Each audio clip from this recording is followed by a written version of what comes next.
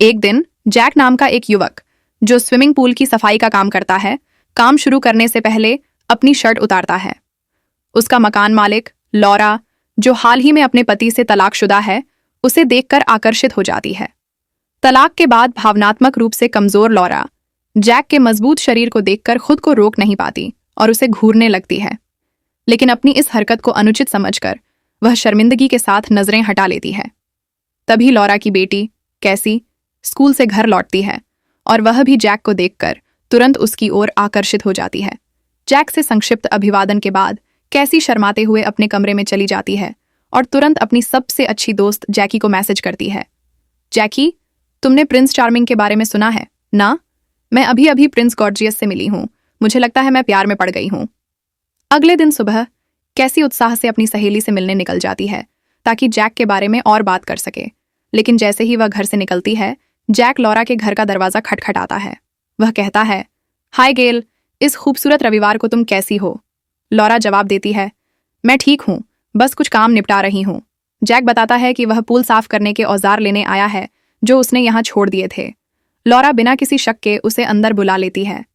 उसे नहीं पता कि यह छोटा सा फैसला उसके और उसके परिवार के लिए भयानक परिणाम लाएगा। तभी दरवाजा फिर से खटखटाता है। लॉरा दरवाजा खोलती है और देखती है कि यह उसका पूर्व पति है, जो अपनी नई युवा गर्लफ्रेंड और नई कार दिखाने आया है। वह अपनी नई जिंदगी की खुशी का दिखावा करता है, जिससे लॉरा का मूड और खराब हो जाता है। पूर्व पति के जाने के बाद लॉरा अपनी कुंठा जैक के सामने जाहिर करती है। वह शिकायत करती है, वो इतनी आसानी से नई जिंदगी शुरू कर चुका है, नई गर्लफ्रेंड, नई कार। मैं इसमें कहाँ कम हूं? मैं भी तो एक युवा बॉयफ्रेंड डिजर्व करती हूं। वह यह भी बताती है कि तलाक के बाद उसने कभी कोई मेहनत का काम नहीं किया, यहां तक कि खराब टीवी भी ठीक नहीं कर पाई।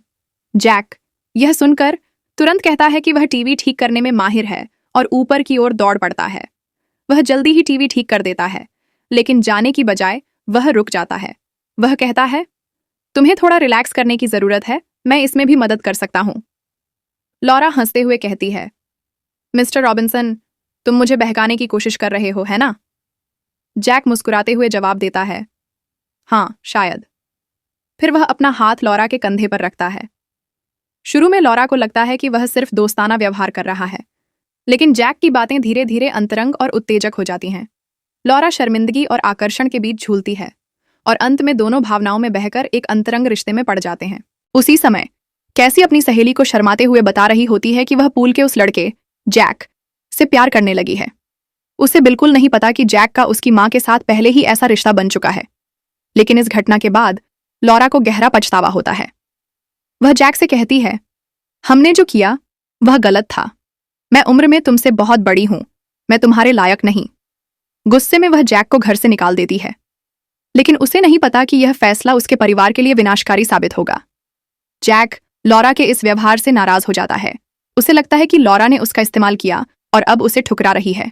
गुस्से में वह बदला लेने की योजना बनाता है।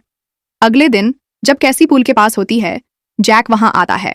वह एक आकर्षक स्विमसूट पहनकर जैक के पास बैठती है और कहती है कि उसे अपनी पीठ पर सनस्क्रीन लगाने में मदद चाहिए। जैक, जो पहले से ही उसकी ओर आकर्षित है, इस मौके को नहीं छोड़ता। दोनों के बीच हल्की फुल्की छेड़खानी शुरू हो जाती है। लेकिन तभी लॉरा घर लौटती है और उन्हें इस हालत में देखकर दंग रह जाती है।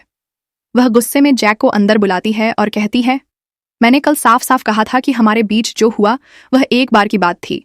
मेरी बेटी अभी छोटी है, उससे दूर रहो। जैक सतही तौर पर सहमति जताता है, लेकिन चुपके से कैसी को अगले दिन डेट पर चलने के लिए कहता है। कैसी, जो जैक के आकर्षण में डूबी है, तुरंत हाँ कर देती है।